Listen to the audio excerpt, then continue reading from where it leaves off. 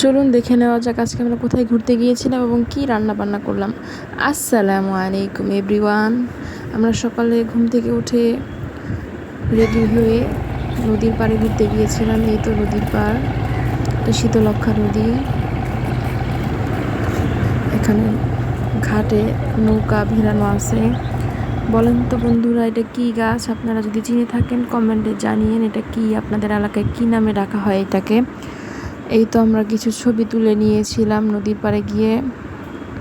প্রাকৃতিক সৌন্দর্য দেখতে কার না ভালো লাগে।